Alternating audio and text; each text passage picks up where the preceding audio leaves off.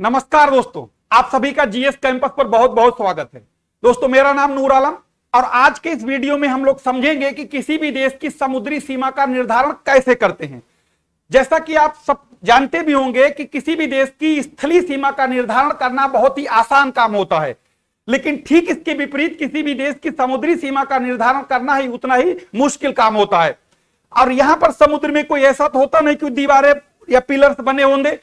इसी चक्कर में आपने देखा होगा अक्सर एक देश के मछुआरे दूसरे देश की समुद्री सीमा में पहुंच जाते हैं, जिसके वजह से वो दूसरे देश की नेवी उन्हें पकड़ लेती है, जिसके वजह से काफी लंबे समय तक उन्हें जेल में चक्की पीसनी पड़ती है, उसके बाद वो छूट के आते हैं। तो ये बात यानी इसी चीज को हम लोग समझेंगे कि आखिर कैसे आइडेंटिफिकेशन करते हैं कि कहां तक किस देश का समुद्र आता है। तो देखिए, सबसे पहले यहां पर देख रहे होंगे कि संयुक्त राष्ट्र की समुद्री कानून संधि है, जिसके तहत यह तय होता है कि किस देश का अधिकार क्षेत्र कहां तक आता है। और इसी को हम लोग मैप के माध्यम से समझेंगे भी कि कौन सा देश उसका कहां तक समुद्री अधिकार बनता है, इसी चीज को समझेंगे। तो सबसे पहले समझने के लिए यहां पर देखते हैं हम लोग, यहां पर भारत के मैप के मानचित्र के माध्यम से समझेंगे। बात हर देश के ऊपर वही लागू होगी, बात भारत हो, जर्मनी हो, जापान हो, इंग्लैंड हो, कहीं का भी हो। नियम एक इंटरनेशनल सी रूल्स है, तो ये हर देश के ऊपर फॉलो होता है। तो देखते हैं कि क्या होता है और कैसे डिसाइड करते हैं। सबसे पहले ये देखिए कि इस अंतरराष्ट्रीय जो समुद्री कानून है, इसमें उन देशों को ज्यादा फायदा हो जाता है जिन देशों की तटरेखा जितनी ज्यादा कटी फटी होगी। जैसे एग्जाम्पल के तौर पर अगर हम लोग भारत की तटरेखा की बात करते हैं, तो ये भारत की तटरेखा जितनी ज्यादा जिगजैग है या होती, उतना ही ज्यादा फायदा होता। कैसे? जो जितनी भी जो जिगजैग तटरेखाएं होती हैं, तो सबसे पहले क्या करते हैं, जैसे कि अगर हम लोग यहां पर देखें, ये ऐसे मान लो है, तो ये क्या करते हैं, इन सभी तट जो जिगजैग वाले पॉइंट्स होते हैं, इनको क्या करेंगे, बाहर जो उभरे हुए पॉइंट है, इनको एक मिलाती हुई रेखा खींच दी जाती है। एक काल्पनिक रेखा होती है, वहां नहीं, दीवार नहीं, खींच दिए। तो ये जो रेखा खींच दी, इसी को क्या कहा जाता है, आधार रेखा कहा जाता है। यानी कि आधार रेखा या बेस लाइन कहा जाता है। तो इसका मतलब यह हुआ कि अगर हम लोग यहां पर देखेंगे इस वाले में, तो यहां से देख रहे होंगे, तो ये ऐसी लाइन एक हम ड्रॉ करेंगे और इसी को क्या कहेंगे, आधार रेखा कहेंगे। क्या कहेंगे? आधार रेखा कहेंगे। अब इस आधार रेखा और मेन कोस्ट लाइन, याद रखिएगा, ये जो आधार रेखा और मेन कोस्ट लाइन जो है, यहां पर देख रहे होंगे, ये आपकी मेन कोस्ट लाइन थी और ये वाली आधार रेखा थी। इनके बीच में ये जो जल क्षेत्र दिखाई दे रहा है, इसी को हम लोग बोलते हैं आंतरिक जल क्षेत्र। क्या बोलेंगे इसी को? आंतरिक जल क्षेत्र। इसी को आंतरिक जल क्षेत्र बोलते हैं। अब ये जो आंतरिक जल क्षेत्र है, जितनी ज्यादा अगर कटी फटी तटरेखा होगी, ये उतने ही आंतरिक जल क्षेत्र ज्यादा होगा और वो इस देश को फोकट में मिल जाएगा, ताकि उसका बंटवारे में कहीं नाम ही नहीं आएगा। वो तो आंतरिक जल क्षेत्र है, जो बचा हुआ उसे बांटो, ये तो हमारा है। तो ये आंतरिक जल क्षेत्र हो गया और ये हमारी हो गई आधार रेखा। कौन सी? बेस लाइन, ये वाली। अब एक बार आपको यह भी बता दें कि समुद्र की जो भी दूरी होती है, वो सब नॉटिकल मील में नापी जाती है। तो नॉटिकल मील के बारे में आपको यह बता दें कि जो एक नॉटिकल मील होता है, वो एक नॉटिकल मील बराबर 1852 मीटर होते हैं। यानी आप ऐसे समझिए कि जैसे कि आप जमीन के ऊपर जब हम लोग दौड़ लगाते हैं पुलिस फोर्स की, तो उसमें आपको बताता है 1 मील इतने मिनट में दौड़ना है। वो मील होता है 1600 मीटर का और ये मील होता है 1852 मीटर का, यानी लगभग 2 किलोमीटर में थोड़ा सा कम। तो ये बात ध्यान रखेंगे। समुद्र की डिस्टेंस को हम लोग नापते हैं नॉटिकल मील में और समुद्र की गहराई को नापते हैं फैदम में, और एक फैदम के बराबर होता है 6 फीट। ठीक है, समुद्र की गहराई को फैदम में, और एक फैदम के बराबर 6 फीट होता है। चलिए, तो ये तो हम लोगों ने देख लिया कि ये आधार रेखा हो गई। अब आधार रेखा के और ये मेन कोस्ट लाइन के बीच वाला क्षेत्र आंतरिक जल क्षेत्र कहलाता है। अब बात हम लोग कर रहे थे कि आंतरिक जल क्षेत्र के आगे की। यहां पर याद रखिएगा, जैसे कि आंतरिक जल क्षेत्र जो आप अगर हम लोग कहें कि ये वाली जैसे आधार रेखा हो गई हमारी, तो यहां से आप याद रखिएगा 12 नॉटिकल मील दूर। कितने नॉटिकल मील दूर? 12 नॉटिकल मील दूर, ऐसे समझ लो। जो 12 नॉटिकल मील दूर होगा, वो वाला यहां से ध्यान रखना है। मेन आधार जो भी डिस्टेंस नापी जाएगी वो बेस लाइन से, और बेस लाइन से कितना बता रहे हैं? 12 नॉटिकल मील दूर। ये कौन सा क्षेत्र होगा इसके बारे में बताते हैं। तो ध्यान रखिएगा, जैसे कि अभी हमने आपको बताया था कि वो अंदरूनी जल क्षेत्र जिसके बारे में हमने बताया था बेसलाइन और मेन कोस्ट लाइन के बीच में होगा। उसके बाद अगर हम लोग बात कर रहे थे तो यहां पर देखिएगा, जैसा हमने अभी बताया था कि दूसरा जो होगा मेन कोस्ट यानी जो बेस लाइन से 12 नॉटिकल मील दूर, तो जो बेस लाइन से 12 नॉटिकल मील दूर होगा इसी को कहा जाता है क्षेत्रीय जल। ये क्षेत्रीय जल कैसा होगा इसको देखते हैं। ये मेन बेस यानी बेस लाइन से 12 नॉटिकल मील दूर होगा। अब इसमें यानी आपने सुना होगा शोले में असरानी बोलता कि हमारी परमिशन के बिना चिड़ैया पर भी नहीं मारती, तो ठीक वैसे सिचुएशन है। ये जो आंतरिक जल क्षेत्र होगा जिस देश के अधिकार में आता है उस देश की परमिशन के बिना कोई भी परिंदा पर नहीं मारेगा। जैसे अगर हम लोग बात कर लेते हैं भारत की, यहां पर देखो, जैसे अगर यहां पर देखिएगा, जैसे हम यहां पर एक मैप बना लेते हैं, बल्कि यहां पर देख काम करते हैं, देखो यहां पर ऐसे समझो इसे। जैसे हमने ये कहा आपकी ये वाली लाइन कौन सी हो गई, ये वाली लाइन कौन सी हो गई बताइएगा। ये आधार रेखा बताई थी, ये आधार रेखा, और ये आंतरिक जल क्षेत्र बताया था, ये आंतरिक जल क्षेत्र हुआ। अब यहां से जो 12 नॉटिकल मील नापा हमने, यहां से ये 12 नॉटिकल मील दूर, ये हमारा क्या हुआ, ये हुआ आपका क्षेत्रीय सागर। ये वाला इसकी बात कर रहे हैं, ये 12 नॉटिकल मील कहां से, आधार रेखा से। अब इसमें बिल्कुल ये वही बात लिखी हुई है जो क्षेत्रीय जल जिसकी हम लोग बात कर रहे थे। यहां पर ये कह रहा है कि किसी भी हालत में इस देश की परमिशन के बिना, यानी अगर हम देखें तो अगर भारत की परमिशन के बिना यहां पर कोई भी परिंदा पर नहीं मारेगा। ठीक है, यानी इसमें एरिया में कोई भी आदमी नहीं आ सकता है जब तक भारत सरकार की उसे परमिशन ना हो। यहां तक कि ध्यान रखिए, चाहे वो समुद्री शिप हो और चाहे कोई हवाई जहाज हो, वो भी इसके ऊपर से उड़ के नहीं जा सकता है कि बिना परमिशन के। तो क्षेत्रीय सागर समझ गए होंगे, उम्मीद करते हैं कि जो आधार रेखा होती है उससे 12 नॉटिकल मील दूर होता है, और इसमें जो है कि जिस देश का यह क्षेत्रीय सागर होगा उस देश की परमिशन के बिना कोई भी इसमें परिंदा पर नहीं मारेगा किसी भी हाल में। ठीक है, तो यहां जैसा आप देख रहे होंगे, पढ़ भी लीजिए, बहुत टाइम खराब होगा मैं अगर पूरी डिटेल इसको पढ़ के सुनाएंगे आपको। अगला आता है जिसके बाद हम लोग यहां से यहां से फिर 12 नॉटिकल मील नाप लो, ये वाला, यानी यहां से जैसे कि ये वाला तो हो गया हमारा क्षेत्रीय सागर, ये 12 नॉटिकल मील फिर आगे आ गया। तो इसे क्या कहेंगे, तो जरा देखो यहां पर अगला होता है जिसे हम लोग बोलते हैं संलग्न क्षेत्र या निकटवर्ती क्षेत्र। ये वो क्षेत्र होता है जो 12 नॉटिकल मील जो हमने हमारा जो क्षेत्रीय सागर था उसके आगे की बात। यानी कि अगर हम इसे समझें यहां पर, तो देखो यहां पर ऐसे समझ सकते हैं, जैसे देखिएगा, ध्यान से सुनिए, जैसे ये वाला यहां पर देख रहे होंगे, इसे हमने मान लिया ये हमारी बेस लाइन है, कौन सी, ये आधार रेखा हो गई। ठीक है, उसके बाद हमने ये कहा था ये 12 नॉटिकल मील हमारा क्या हो जाएगा, ये वाली लाइन, ये हो जाएगा क्षेत्रीय सागर, क्या हो जाएगा, क्षेत्रीय जल। और ये क्या बोला था, ये हो जाएगा आंतरिक जल, आंतरिक जल क्षेत्र। तो ये जो हो जाएगा, इसमें किसी भी तरीके का कोई भी परिंदा पर नहीं मार सकता है जब तक इस देश की इसकी अनुमति ना हो।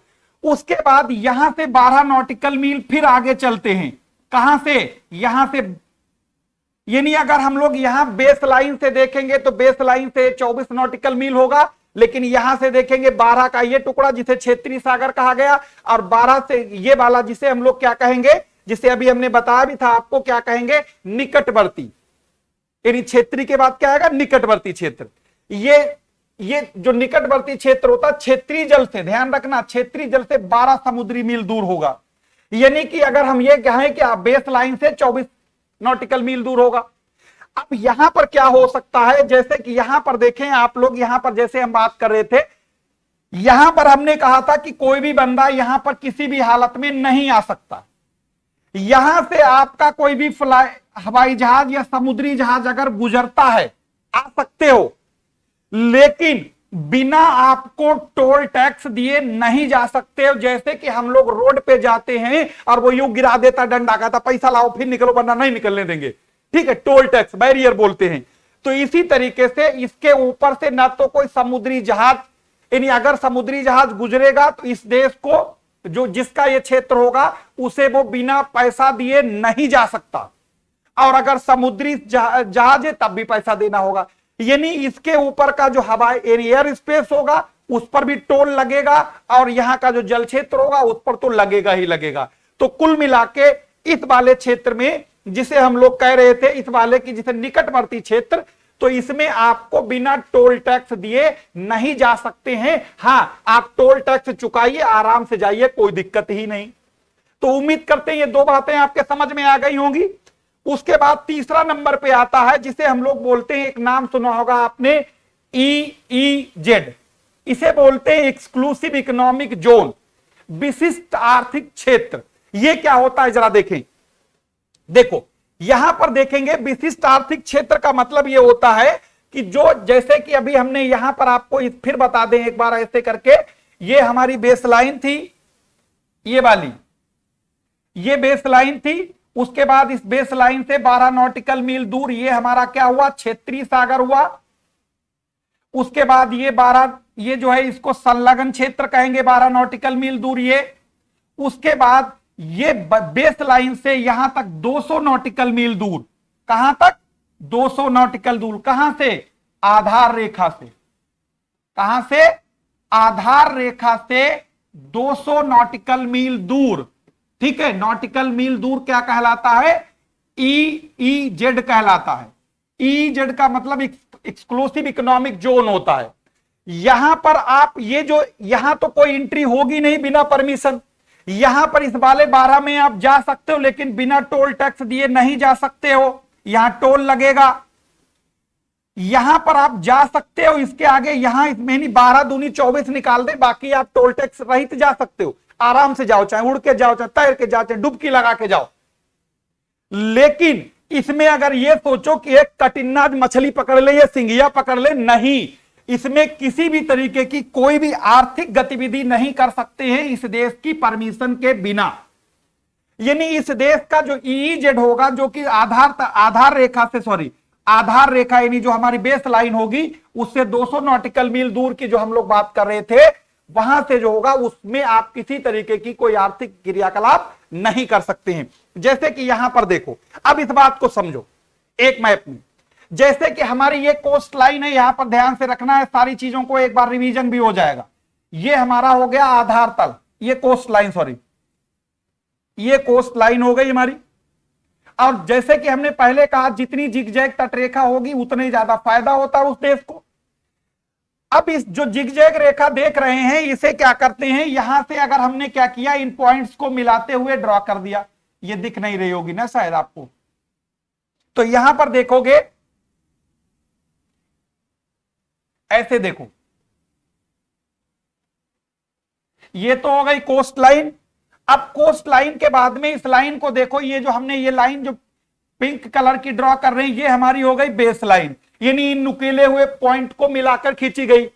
अब क्या करेंगे, यहीं पर देखोगे, ये कहलाता है आपका क्षेत्रीय, क्या कहलाता है, आंतरिक जल क्षेत्र। ये क्या कहलाएगा, आंतरिक जल क्षेत्र। ये हो गया आंतरिक जल क्षेत्र, कौन सा वाला, ये वाला। अब ये जो बेस लाइन बताई थी, इस बेस लाइन से क्या करेंगे हम लोग, बेस लाइन से यहां 12 नॉटिकल मील दूर ये वाली लाइन, यानी बेस लाइन से 12 नॉटिकल मील दूर, ठीक है, बेस लाइन से 12 नॉटिकल मील दूर क्या होगा, यहां से देखो, इस 12 नॉटिकल मील दूर बेस लाइन से जो ये लाइन गुजर रही है, तो ये वाला कहलाएगा कौन सा सागर, अभी बताया था आपको, क्षेत्रीय सागर। और इसमें कोई भी देश बिना इस देश की परमिशन के किसी भी हालत में एंट्री नहीं कर सकता है, किसी भी हालत में। उसके बाद यहां से जो 12 नॉटिकल मील और आगे आ जाएंगे, तो वहां पर उसे कहा जाएगा निकटवर्ती या संलग्न क्षेत्र। इसको क्या कहेंगे, संलग्न क्षेत्र। तो संलग्न क्षेत्र में आप आना जाना तो कर सकते हैं, लेकिन बिना टोल टैक्स दिए नहीं जा सकते हैं। उसके बाद फिर देखते हैं कि यहां से बेस लाइन से ही यहां 200 नॉटिकल मील जो दूर होता है वो कहलाता है EEZ। उसमें आप मछली पकड़ना, खनिज कोयला निकलना, पेट्रोल निकलना, नेचुरल गैस निकलना, यानी जितनी भी आर्थिक क्रियाकलाप होती हैं वो इस देश की परमिशन के बिना नहीं कर सकते किसी भी हाल में। आना जाना करना है, खूब करो, कोई दिक्कत नहीं। तो उम्मीद करते हैं ये बात आपके यहां तक समझ में आई होगी। अब दूसरी बात, जिस देश के पास बहुत सारे आइलैंड होते हैं उसे और फायदा हो मिल जाता है। फायदा मिल जाता है इसलिए, जैसे आप देख रहे होंगे ये अंडमान निकोबार है। अब अंडमान निकोबार के भी जिगजैग लाइन जो मिलाती खींची जाएंगी वो कहलाएगी आपकी बेस लाइन। फिर वहां से बेस लाइन से फिर 12 नॉटिकल मील, फिर 12 नॉटिकल मील और फिर वहां से 200 नॉटिकल मील दूर। तो इस तरीके से यहां पर देख रहे होंगे ये जितना कलर है ये अंडमान निकोबार का EEZ है। अब भारत का कितना ये देख रहे होंगे। तो इससे फायदा ये हो जाता है जिसके पास जितने ज्यादा द्वीप होंगे उसे उतने ज्यादा समुद्री अधिकार मिल जाएगा। जैसे आप यहां पर उभरा हुआ देख रहे हैं, उसका मेन कारण लक्षद्वीप का होना। अगर लक्षद्वीप ना होता तो यहां पर ये उभरा हुआ आपको इतना कलर नहीं दिखाई देता। तो उम्मीद करते हैं बात समझ में आई होगी। तो अब तीसरी बात जिसे हम लोग बोल रहे थे, जिसे विशिष्ट आर्थिक क्षेत्र कहा जाता है, उसमें किसी भी तरीके की आप कोई आर्थिक गतिविधि नहीं कर सकते हैं। उसके बाद 200 नॉटिकल मील के दूर के बाद आता है आपका जिसे हम लोग बोलते हैं हाई सी। अब हाई सी का मतलब होता है उसमें कोई भी कर सकता, आना जाना कुछ भी कर सकते हैं, वो सबके लिए ओपन होता है। जैसे कि आप यहां पर समझ सकते हैं, जैसे यहां पर देखिएगा, जैसे इस चीज को देखिए, जैसे ये वाला जो आपने देखा, तो यहां पर ये बता दें आपको, जैसे ये हमारी आधार रेखा हो गई। इस आधार रेखा से यहां पर देखेंगे जो 12 नॉटिकल मील डिस्टेंस ये हो गई, ये हो गई 12 नॉटिकल मील दूर। फिर यहीं से देखोगे आपकी 12 नॉटिकल मील दूर ये हो गया, ठीक, ये 12 नॉटिकल मील दूर और ये 12 नॉटिकल मील दूर, और ये बेस लाइन है। उसके बाद यहां से आप देख रहे होंगे ये जो बेस लाइन है इससे ये 200 नॉटिकल मील दूर ये हो गया, ये वाला। लेकिन याद रखिएगा ये जो है 200 नॉटिकल मील दूर यहां से है, आधार रेखा से नॉटिकल मील। अब इस एरिया में किसी भी तरीके का कोई आर्थिक क्रियाकलाप जब इस देश की परमिशन के बिना नहीं कर सकते। बस हाँ, क्या क्या कर सकते हैं एक बार फिर से बता दे शॉर्ट में। तो देखो ये तो हो जाएगा आंतरिक क्षेत्र, इससे कोई किसी को लेना देना है नहीं। ये हो जाएगा आंतरिक जल क्षेत्र। उसके बाद ये वाला जो हो जाएगा इसे हम लोग कहेंगे क्या, क्षेत्रीय सागर, यानी क्षेत्रीय जल क्षेत्र। इसमें आप किसी भी हालत में आना जाना नहीं कर सकते इस देश की परमिशन के बिना। यहां से आप आना जाना कर सकते हैं, आना जाना कर सकते हैं, लेकिन आपको क्या देना होगा, टोल टैक्स देना होगा। यहां पर आप आना जाना बिना टोल टैक्स कर सकते हैं, खूब आओ जाओ, कोई दिक्कत नहीं। इस वाले एरिया में जितना जो ग्रीन ग्रीन देख रहे हैं बिना टोल टैक्स आ सकते हैं, ठीक है। यानी बेस लाइन से 12 ये 24 निकाल दें, बाकी ये यानी 176 नॉटिकल मील दूरी जो बनेगी ये वाली, यहां से 200 है तो 24 निकल जाएगी 176। तो 176 नॉटिकल मील दूरी जो है इसमें आप कोई भी आना जाना कर सकते हैं, कोई दिक्कत नहीं। लेकिन कोई भी आर्थिक क्रियाकलाप नहीं कर सकते हैं। हाँ, क्या कर सकते हैं, इंटरनेट की लाइन बिछा सकते हैं, यहां पर कोई क्लाइमेट से जुड़ा हुआ रिसर्च कर सकते हैं, कोई भी चीज खोज, यानी कोई भी आप रिसर्च कर सकते हैं, अनुसंधान कर सकते हैं, कि इंटरनेट लाइन बिछा सकते हैं, ये सारे काम कर सकते हैं, लेकिन कोई भी आर्थिक क्रियाकलाप नहीं कर सकते। उसके बाद वाला जो सागर आता है इसी को बोलते हैं उच्च सागर या हाई सी, इसी को उच्च सागर या हाई सी कहते हैं। अब ये सबके लिए बराबर होता है। भारत के यहां से इतनी दूर है, जितना अधिकार इस पर भारत का बनता है, वहीं से यहां से हजारों किलोमीटर दूर अमेरिका का भी उतना ही अधिकार इस पर बनता है। ठीक इसी तरीके से अमेरिका की कोस्ट लाइन 200 नॉटिकल मील के बाद जो हाई सी शुरू होता है, तो जितना अधिकार अमेरिका का बनेगा उतना अधिकार हमारा भी बनता है। यानी ये पूरी दुनिया के लिए ओपन होता है, चाहे मछली पकड़ो चाहे कुछ भी करो, ये सारे लोगों के लिए ओपन होता है। ठीक है। रही बात यहां पर एक दिक्कत की, जैसे कोई पड़ोसी देश जैसे दो आ जाते हैं, जैसे मान लो यहां पर अगर हम 200 नॉटिकल मील दूर है तो श्रीलंका तो अपने में आ गया। तो ऐसी कंडीशन पर ये नियम लागू नहीं होते। जब यहां पर ऐसी होता है तो ये बीच का रास्ता अपना लिया जाता है। जैसे आप देख रहे होंगे श्रीलंका और भारत के बीच में ये लाइन दिखाई दे रही है। तो ये बात उम्मीद करते हैं समझ में आ गई होगी, और हम लोग फिर मिलेंगे इसी तरीके कोई नए एनर्जेटिक नए बहुत ही जानकारी वाले वीडियो के साथ फिर आपको इसी चैनल पर। धन्यवाद।